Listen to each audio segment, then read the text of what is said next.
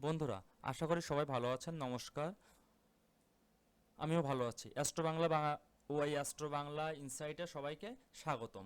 আজকে আমি আপনাদের মাঝে কথা বলবো আগামী সপ্তাহে তুলা রাশিফল কেমন যাবে, অর্থাৎ দু হাজার 2024 সালের ওই 30শে ডিসেম্বর হতে 2025 সালের 5ই জানুয়ারি ওই তুলা রাশিদের ওই দিনটি কেমন যাবে আমি সে বিষয়ে আপনাদের মাঝে আলোচনা করব। সো আমার এই ভিডিওর ভিতরে থাকবে আজকের 2000 মানে আগামী সপ্তাহের ওই তুলা রাশিদের জাতক জাতিকাদের সাথে কি কি ঘটতে চলেছে সেসব বিষয়ে আমরা আলোচনা করব। আমাদের আমাদের এই আলোচনার ভিতরে থাকবে ধর্মীয় প্রবণতা ও মানসিক শান্তি, বিনিয়োগের সুযোগ, নিজস্ব সিদ্ধান্ত নেওয়ার গুরুত্ব কতটা সে বিষয়ে আমরা আলোচনা করব, কর্মক্ষেত্রের সুযোগ কতটা বাড়ছে এই সপ্তাহে সে বিষয়ে আলোচনা করব, শিক্ষার্থীদের জন্য পরামর্শ বিষয়ে আমরা আলোচনা করব।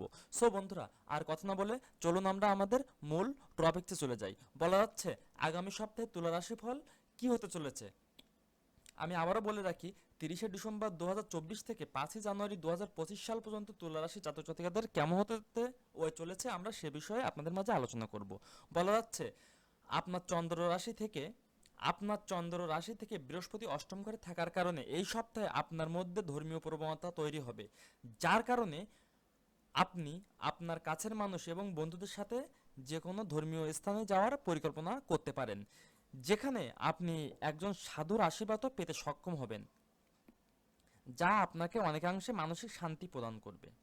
এই সপ্তাহে এই সপ্তাহে এমন জিনিস কেনার জন্য ভালো, যার দাম ভবিষ্যতে বাড়তে পারে। অর্থাৎ এই সপ্তাহে আপনি এমন কিছু জিনিস কিনবেন যেটা আপনি পরবর্তীতে বিক্রি করার সময় যার দামটা আপনি দ্বিগুণ পেতে পারেন।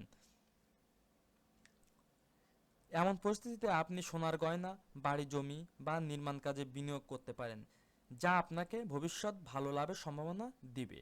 প্রায়ই আপনি আপনার ইচ্ছাকে বেশি গুরুত্ব দিয়ে আপনার পরিকল্পনা তৈরি করেন, কিন্তু কিন্তু বলা যাচ্ছে এই সপ্তাহে আপনি এটি করা আপনাকে অনেক কষ্ট দিতে পারে।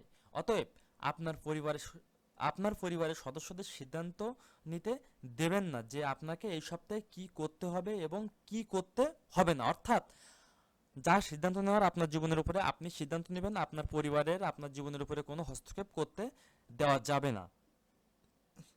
তবেই আপনি নিজেকে সুখী রাখতে পারবেন। আপনার বসের খারাপ মেজাজের কারণে আপনি এই সপ্তাহে এমন কিছু বিষয়ে কথা বলার সুযোগ পাবেন যা আপনি এখন পর্যন্ত তার সাথে অস্বস্তি বোধ করছেন। আপনার চন্দ্র রাশি থেকে শনি পঞ্চম ঘরে থাকার কারণে এই সময় তাদের ভালো স্বভাব পুরো অফিসের পরিবেশকে ভালো করে তুলবে, যার কারণে এখন আপনাকে আপনার মতামত সম্পর্কে খোলাখুলিভাবে তাদের সাথে যোগাযোগ করতেও দেখা যাবে। এই সপ্তাহে শিক্ষার্থীরা তাদের পাঠ বা বিষয় বুঝতে অনেক সমস্যার সম্মুখীন হতে পারে। এমন পরিস্থিতিতে আপনি না চাইলেও আপনার অহংকারের কারণে আপনি কারো সাহায্য নেওয়া এড়িয়ে যাবেন। যাই হোক বন্ধুরা, এটি করার পরিবর্তে আপনাকে আরও ভালো ফলাফল পেতে বড়দের সাহায্য নিতে হবে। অর্থাৎ আপনি কোনো কিছু করতে হলে অবশ্যই আপনার জীবনের সিদ্ধান্ত নেওয়ার দায়িত্বটা আপনার, কিন্তু আপনি সিদ্ধান্ত নেওয়ার আগে বড়দের কাছে যাচাই বাছাই করে তারপরে আপনি সিদ্ধান্তটা নেবেন।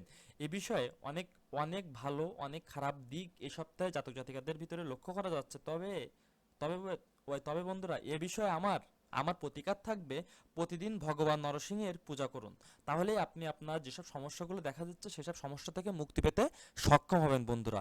সো বন্ধুরা, আশা করি সবাই মনোযোগের সাথে আমার কথাগুলো মেনে চলবেন, তাহলেই আপনাদের ভবিষ্যৎ পরিকল্পনা সঠিক এবং সুন্দর হবে। হরে কৃষ্ণ বন্ধুরা, আপনারা আমার পরবর্তী ভিডিওর সাথে থাকবেন। ধন্যবাদ, থ্যাংক ইউ। ওম গণেশং নমঃ।